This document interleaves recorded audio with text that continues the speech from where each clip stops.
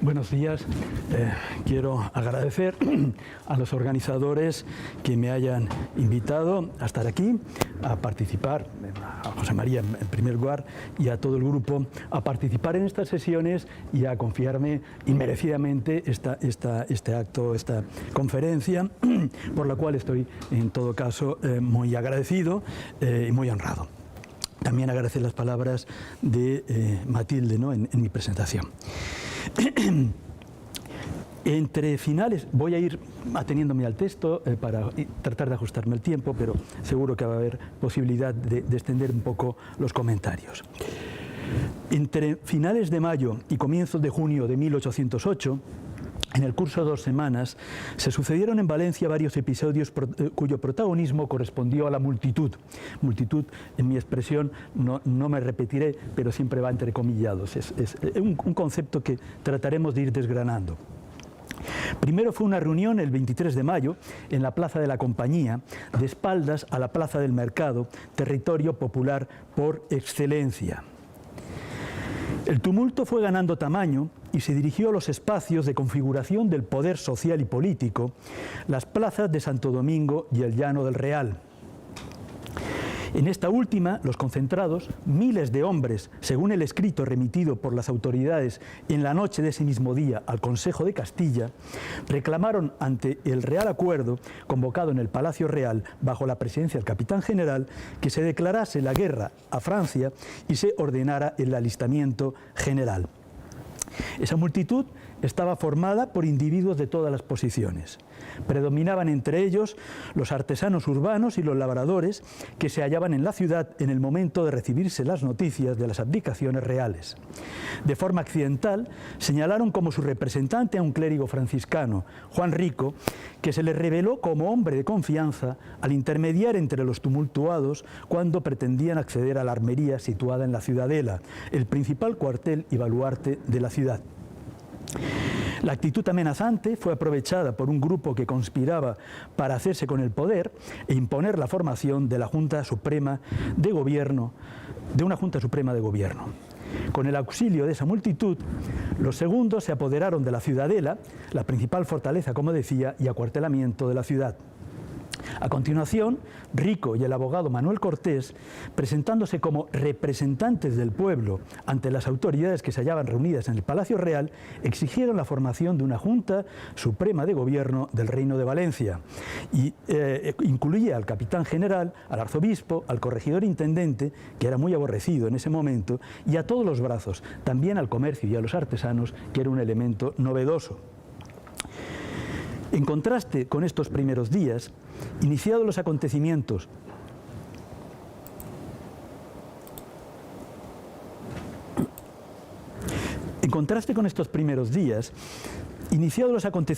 a los que después se hace referencia, los tumultuados pasaron a ser designados con los vocablos de populacho y chusma armada. En las narraciones de la época y la mayoría de los escritos posteriores emplean el mismo lenguaje que reproduce no solo el desprecio por las clases inferiores, sino la creencia de que se guían por impulsos bárbaros. El Leviatán se hace más necesario que nunca. En los días siguientes, al 23, esa multitud a la que no dejan de referirse las crónicas, sin ponerle otro rostro que el de sus portavoces vicarios, mantuvo su presencia en la calle. Ya no se menciona la participación de todas las clases, se menciona al pueblo y a los labradores. El temor a los desórdenes, y no solo el espíritu patriótico, llevó a la Junta a promulgar a partir del 26 de mayo varios bandos. En uno se creaba una milicia de ciudadanos honrados que, bajo el mando de las clases de caballeros, debía ocuparse de mantener sin intermisión el buen orden y defensa de la ciudad, acordándose instruir a los artesanos en las horas en que no estuvieran ocupados por sus trabajos. Se alistaba también a todos los individuos del clero secular y regular capaces de tomar las armas. En tercer lugar, se reforzaba con 400 hombres de la Huerta la Compañía de Fusileros, un cuerpo creado durante el reinado de Carlos III para la persecución del bandolerismo y la conservación del orden público. Pero este cuerpo nunca había tenido más de 100 efectivos en todo el país valenciano. De poco sirvieron estas prevenciones. El 27 de mayo fue asesinado Miguel de Saavedra, barón de Albalat. Era miembro de la Junta recién constituida. refugiado en la casa del teniente general conde de Cervellón, se movilizó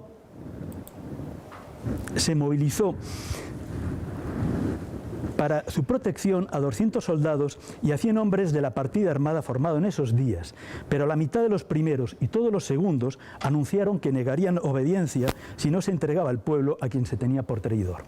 En el plano que pueden ver, se pueden localizar, señalado en naranja, lo que era la Plaza del Mercado, el espacio popular, en rojo la Plaza de Santo Domingo, el espacio de la autoridad, donde está frente a la fortaleza, en verde el Palacio Real, el Palacio del Poder. En azul son las zonas donde se concentran los palacios nobiliarios. Bien, en las puertas del palacio, que está muy cerca de la ciudadela, el cuerpo del varón fue cosido a puñaladas. A continuación se le cortó la cabeza y se insertó en una pica de las que utilizaban los madereros para guiar los troncos en el río, siendo depositada en la misma plaza de Santo Domingo. La muerte de Saavedra despertó una gran conmoción. La aristocracia quedó aterrorizada, sin duda al asociar la suerte del infeliz con la imagen de la Revolución Francesa. También intranquilizó a la Junta Suprema, pues había sido asesinado uno de sus miembros a escasos metros de la Ciudadela y del Palacio Real, sin que lo impidiera la guardia que debía protegerlo. El orden se hallaba totalmente subvertido. Santo Domingo y el Llano del Real, dos grandes espacios abiertos, pasan a ser escenario de casi todas las acciones de la muchedumbre en adelante. Ambas lindan con la principal fortaleza militar, como he indicado, erigida por Felipe V para sujetar a la ciudad y la sede de la Capitanía General. Localizo la ciudadela en el plano y en las plazas, en los espacios públicos. Tenemos una vista de años posteriores, pero sigue conservándose el espacio junto a un convento. Defiende la ciudad, está amurallada todavía y también sus baluartes apuntan hacia el interior de la ciudad y hacia el exterior. Voy a volver atrás.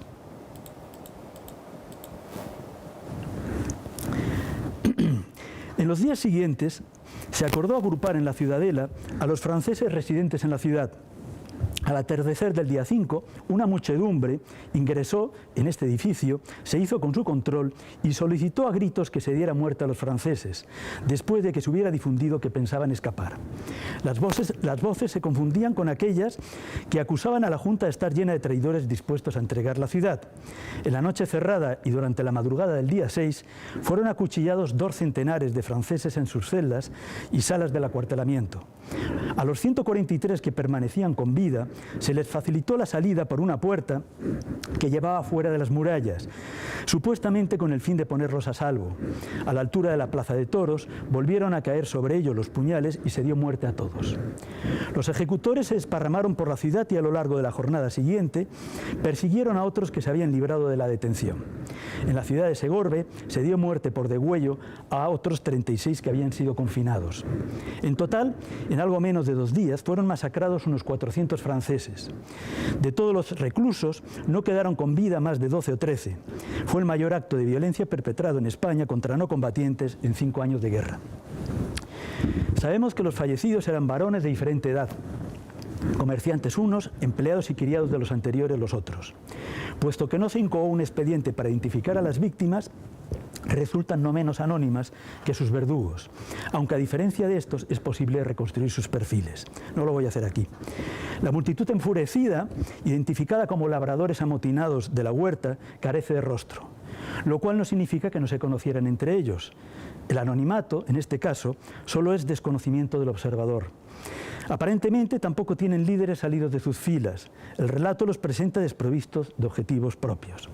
Pronto dejan de ser designados por su dedicación, el cultivo de la tierra, que implica trabajo, pago de rentas, tributos, para ser desprovistos de dignidad y calificados de populacho. El lenguaje resitúa a los actores. El lenguaje que sobrevive es el de quienes tienen el poder de designar y lo utilizan como una de las armas del combate que libran. En medio de un proceso de sustitución del poder político, podemos detectar en la violencia colectiva una conducta que nos resulta racional, por ejemplo, los ataques a representantes de la tiranía, símbolos de la arbitrariedad y de la represión, y también acciones como la masacre de los franceses, en los que se superponen proyecciones menos convencionales. Las personas de más autoridad entre los malcontentos, o la persona, era un clérigo valenciano, Baltasar Calvo, llegado de Madrid. La masacre de franceses en la Ciudadela y aledaños presenta varios niveles de análisis. No se dirige a un individuo y a su trayectoria, a la autoridad que representa o a quienes lo hubieran designado en señal de desafío, como sucede en los casos de intendentes y gobernadores probablemente. Se trata de civiles establecidos, la mayoría desde hacía tiempo. Unos pertenecían a las sagas de comerciantes y buhoneros del sur de Francia que se avecinan en España antes de 1789.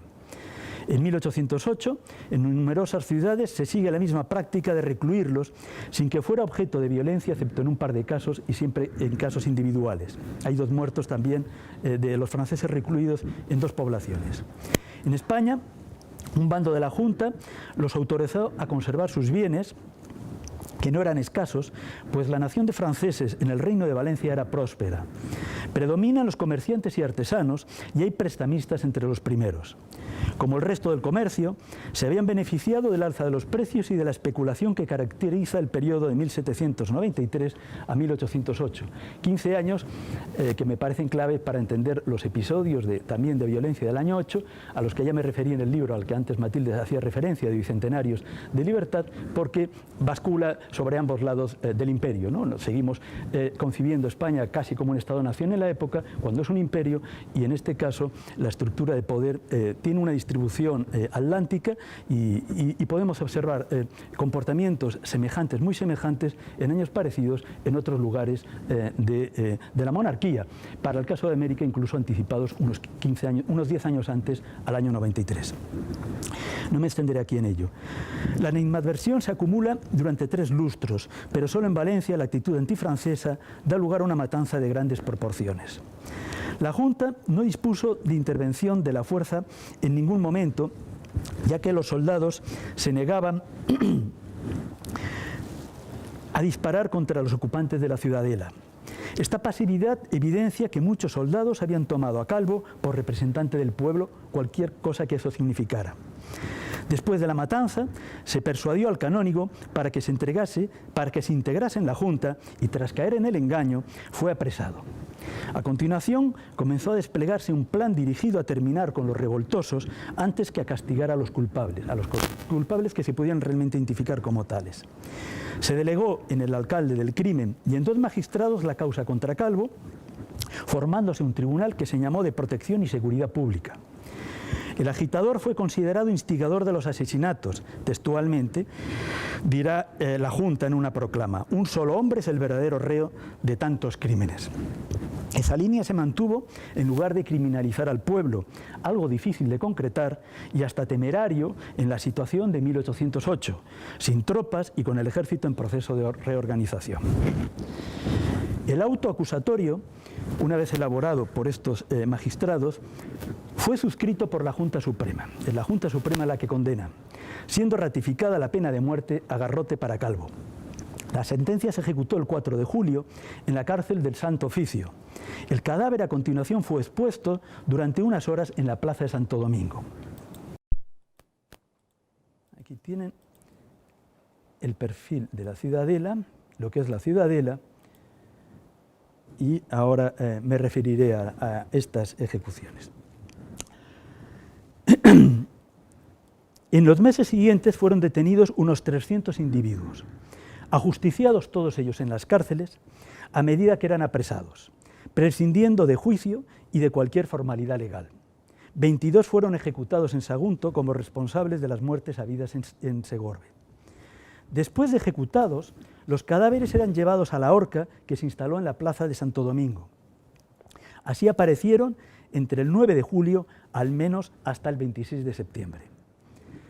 El 26 de agosto, por ejemplo, aparecieron 25 ahorcados en las plazas del Mercado y de Santo Domingo. Todos ellos habían sido ejecutados antes. Esta tétrica puesta en escena revela la voluntad de las autoridades de mostrar al pueblo el escarmiento que aguardaba a los revoltosos. Es un mensaje que contribuye a desentrañar uno de los significados posibles de la matanza de franceses. Puesto que no conocemos los móviles manifiestos, trataremos de revelarlos a través de la represión y de las medidas adoptadas en los días previos y posteriores por las autoridades. Así, el 29 de julio, un ajusticiado apareció con la cabeza cortada y puesta en una pala, con un rótulo que lo inculpaba de la muerte de Saavedra, el barón de Albalá, ¿no? De la misma forma que cortaron la cabeza a uno, aparecerá la presunta víctima con la misma puesta en escena. La exposición en la plaza del Mercado, simbólicamente, la última, es decir, porque comienzan poniéndose en la plaza de Santo Domingo, en la plaza donde están los edificios de la autoridad, finalmente se van desplazando estos ahorcamientos en efigie, o reales, pero post-mortem, se van desplazando a la plaza del Mercado, que es donde ha surgido la revuelta popular. Decía que ese retorno cierra el ciclo del protagonismo popular, exponiéndose a las víctimas en el espacio donde se había iniciado la protesta, reconquistando para el orden el espacio físico dominio de las voces populares. La multitud aparece en todos los relatos desprovista de rostro, decía. En algún momento se ha mencionado la diversidad, siempre entre clases populares. En cuanto a los móviles, los autores han reducido la cuestión a nación, rey y religión en las luchas del periodo 1808-1814. Todo se reduce a una suerte de sustrato antropológico, frenético, propio de los pobres, condenados a dejarse llevar por instintos primarios. Charles Tilly llamaba a evitar el error, él decía un postulado pernicioso, de atribuir una acción colectiva a los sucesos mentales.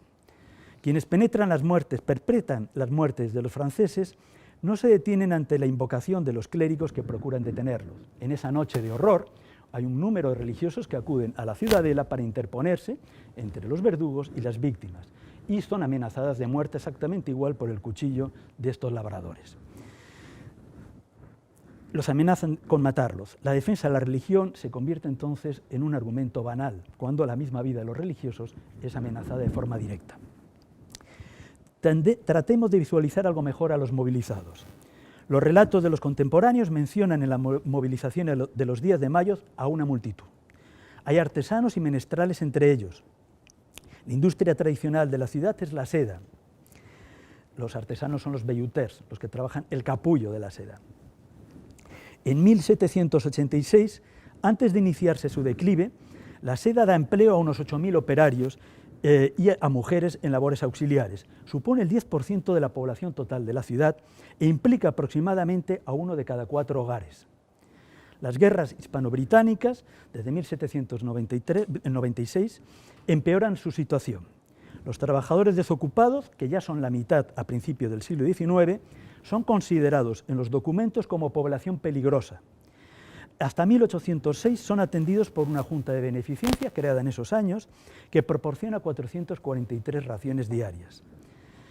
El precio del cereal, en ese periodo 93-1808, se ha duplicado. El precio de la carne, en ese periodo de 15 años, ha aumentado un 62%. El clima de descontento está dado, pero esto no es una revuelta del hambre. Sin duda participaron en menestrales en la toma de la Ciudadela del día 5 y en las matanzas de franceses.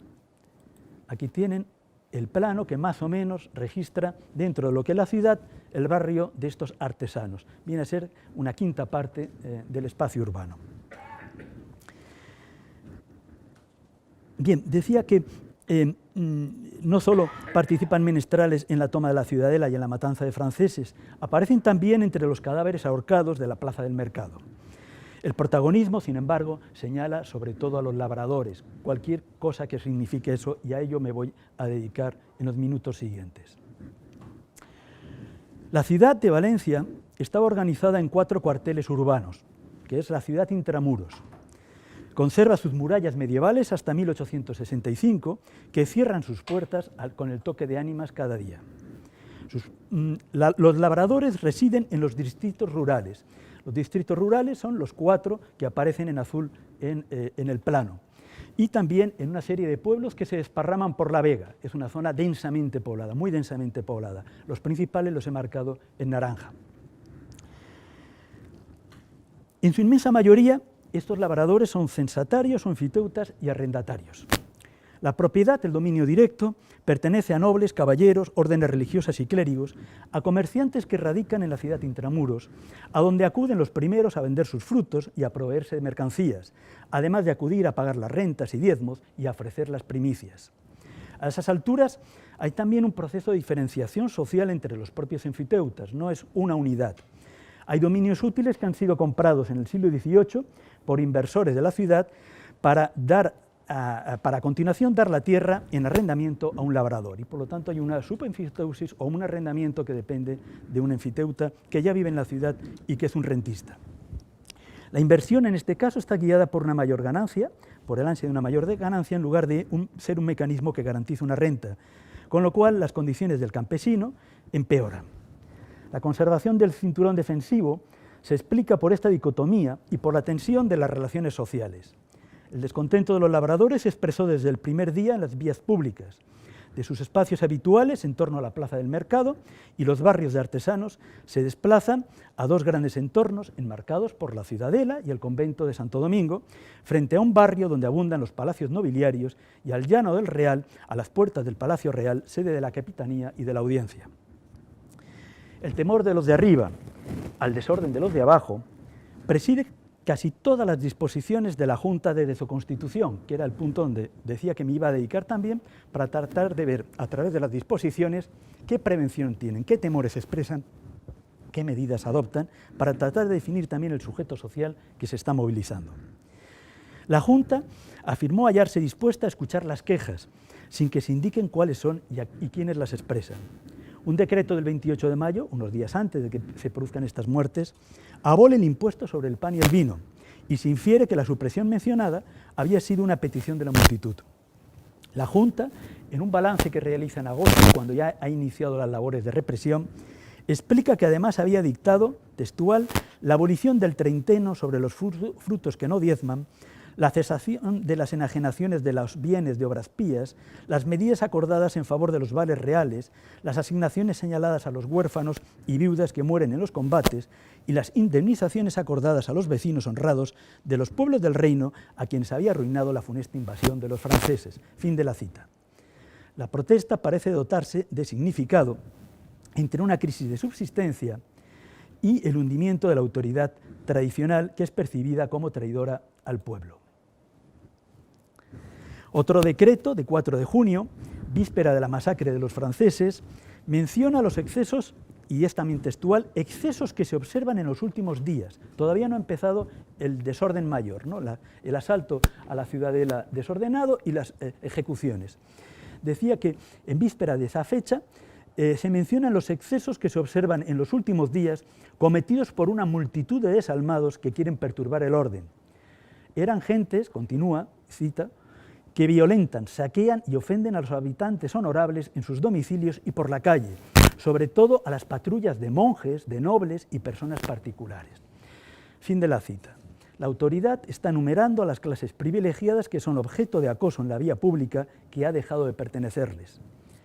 El 28 y 29 de julio, ya 20 días después de la represión, de iniciada la represión, la Junta en dos bandos se refirió a las perturbaciones del orden de su jurisdicción, dijo a los tremendos crímenes que se han cometido y se están cometiendo, también se habían producido en Segorbe, se habían producido en Ayora, con la muerte también del alcalde, y a tal fin ordenaba que se levantaran patíbulos en los pueblos. La proclama se refería además a aquellos que con el pretexto de acontecimientos que se vivían, cita, se niegan a pagar los impuestos al Estado, los arriendos y tributos a los dueños de la tierra. Fin de la cita. Esos parecen ser los crímenes aludidos. El bando, como algunos de los citados antes, proporciona los móviles del malestar de los labradores y de la tensión, y añade, el Tribunal de Seguridad Pública actuará contra las personas que cometan estos delitos, extendiendo su jurisdicción a todo el reino. En los días posteriores a la matanza, se promueve el armamento de los ciudadanos honrados, cabeza de familia, se dice, para dispersar por la fuerza los tropeles de gentes de esta calaña, desarmarlos y darles su merecido. En agosto de 1809, y aquí hago un balance, En agosto de 1809, la Junta afirma haber levantado más de 40.000 hombres de milicias honradas, a las que se añaden 11.030 hombres de guerrillas empleados en hacer guardia y perseguir a malhechores y contrabandistas.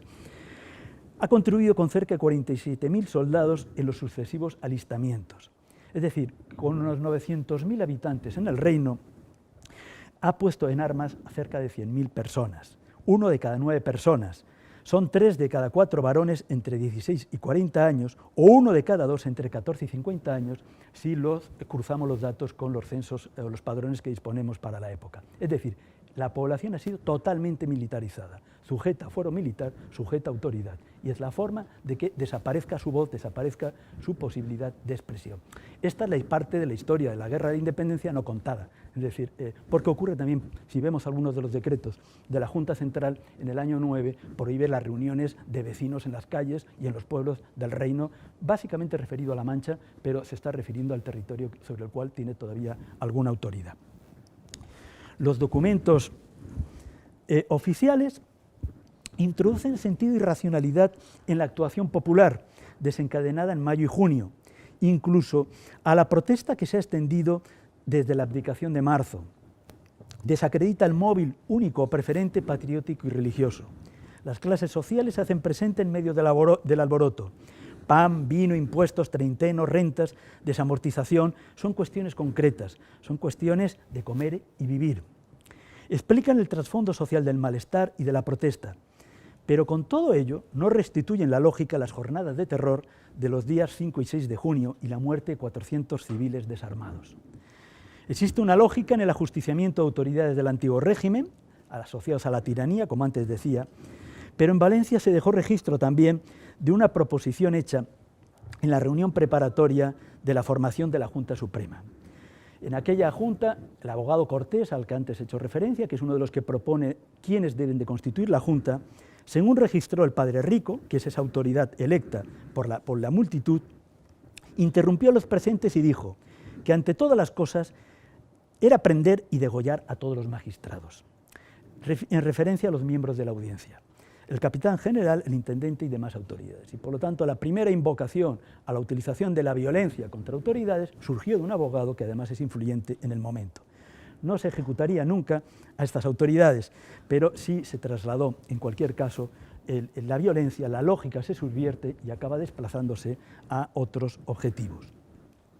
Podemos conjeturar que la acción homicida es la expresión de las desgracias de los de abajo, una vez las víctimas son identificadas como el aliado de quien impuso grandes contribuciones económicas y perjudicó al comercio. Con el usurpador reciente, ahora invasor. Puede verse en el francés al comerciante y prestamista, al dueño de tierras que eleva los arriendos para aprovechar el alza de los precios de los bienes básicos. No porque los franceses ocupen ese lugar social en sentido literal, sino porque pertenecen a la misma categoría social de quienes sí ejercen esos papeles y no se puede acabar con estos sin temer las consecuencias.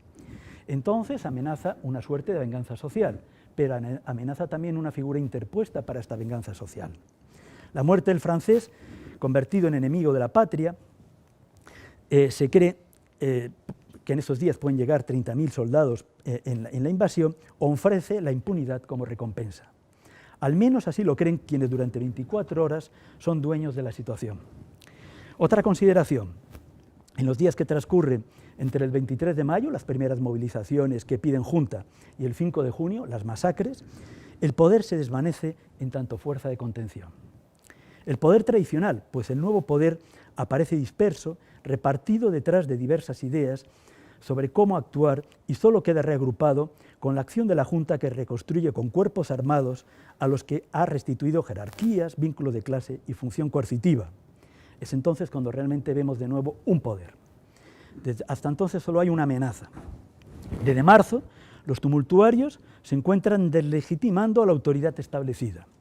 Las armas que emplea la plebe son las que tiene a su alcance, comenzando por el rumor que sirve para comunicar noticias y opiniones, para crear estado de opinión. La legitimidad o deslegitimación son nociones que pertenecen al orden moral. El orden moral se configura en el plano ordinario de las relaciones comunitarias en el contacto con los poderes y a partir de las propias relaciones sociales. El orden moral no precisa ser justo, sino que sus participantes lo crean justo. Procede de una comunidad que no puede ser reducida a costumbres. Pero el orden moral viene siendo erosionado en la segunda mitad del siglo XVIII por el individualismo y muchas de las tesis utilitarias que acompañan al reformismo y contribuyen a deshacer el sentido comunitario. Momentáneamente, una acción como el asalto a la Ciudadela, baluarte del régimen establecido y expresión de la fuerza sobre la que se cimenta la autoridad, o la muerte de unos centenares de propietarios y de sus empleados, de la misma nación que los usurpadores y enemigos de la comunidad, en este caso comunidad patria, que es su trasunto, cumple una función similar de agrupamiento e identificación del grupo. Son rituales de supresión de una amenaza y un gesto de reafirmación. En ningún momento los participantes esperan recibir el poder, aunque probablemente son conscientes de que están arbitrando en su disputa. La acción colectiva llevada a cabo en el asalto y muerte de los franceses implicaba una afinidad entre los participantes. No eran una suma de individuos ajenos entre sí. Los participantes tenían una relación, formaban una red, en los términos que Tilly apunta. Parecen compartir una misma condición social, la mayoría eran labradores, pudo haber menestrales, unos y otros con vínculos cuanto menos tenues. Compartían inquietudes similares, los mismos temores. La acción sobre terceros proporciona consistencia al grupo. Roudet nos invitaba a considerar a la muchedumbre un fenómeno colectivo y la conceptuaba como un grupo de contacto directo que excluye, por ejemplo, la reunión casual, ceremonial o festiva. Esa colectividad comparte ciertas características de vida social y reacciona de forma similar ante un deterioro de sus condiciones. En su objeto de estudio de Roudet sobre los disturbios populares, observa que los protagonistas a veces son campesinos, pero con más frecuencia se expresan como clases inferiores. Los casos que estudia tienen en común la movilización en torno a derechos consuetudinarios y suelen administrar lo que llama una ruda pero eficaz justicia natural. Fin de la cita. Vuelvo a otro clásico. Edward Thompson señaló que la escuela espasmódica eliminaba las complejidades de motivación, conducta y función. Motivación, conducta y función. Motivación, conducta y función es el hilo conductor de mi exposición, que están detrás de la noción legitimadora que puede hallarse en los movimientos sociales del siglo XVIII. Probablemente también antes, probablemente también después. Algunos. Thompson, refiriéndose a los motines populares, añade, y es una cita un poco larga que daré: con el concepto de legitimación, quiero decir que los hombres y las mujeres que constituían la multitud creían estar defendiendo derechos o costumbres tradicionales, y en general que estaban apoyados, que es la parte que me interesa, por el amplio consenso de la comunidad.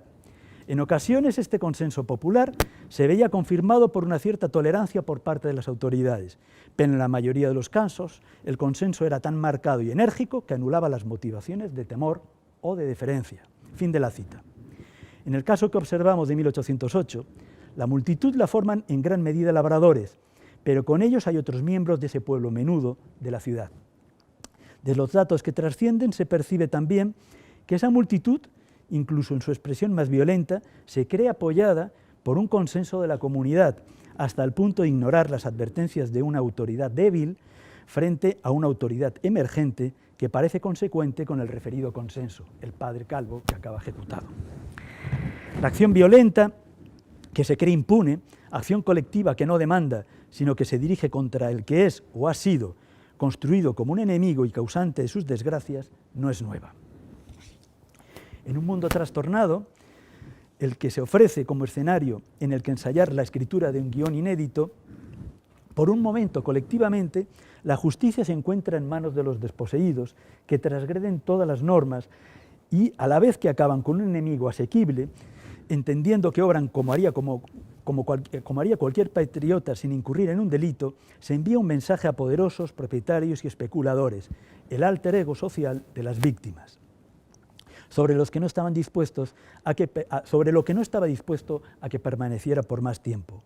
La acción debe contemplar los agravios, los atropellos a los supuestos que constituyen la economía moral de los pobres.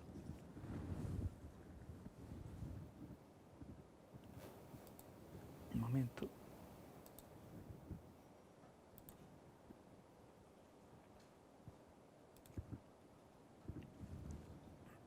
momento, por favor. La clase, voy terminando, en una etapa en la que todavía no se han formado las nuevas relaciones sociales y las anteriores están sometidas a grandes tensiones, proporciona gran parte de los elementos de análisis del fenómeno violento de mayo a septiembre o octubre de 1808 en Valencia, del que la matanza de franceses y la masacre de personas de la plebe fueron sus exponentes críticos. No solo la clase, naturalmente. El campesino que observamos es en la época una categoría analítica antes que un sujeto social definido y capaz de proyectarse políticamente. El pueblo es, por un lado, un gran recipiente en el que convergen los excluidos de los privilegios, y por otro, el pueblo es una idea útil en el empeño de trasladar la soberanía desde el rey a una colectividad legitimada, a la vez que se construyen mecanismos de representación que evitan ser realmente populares.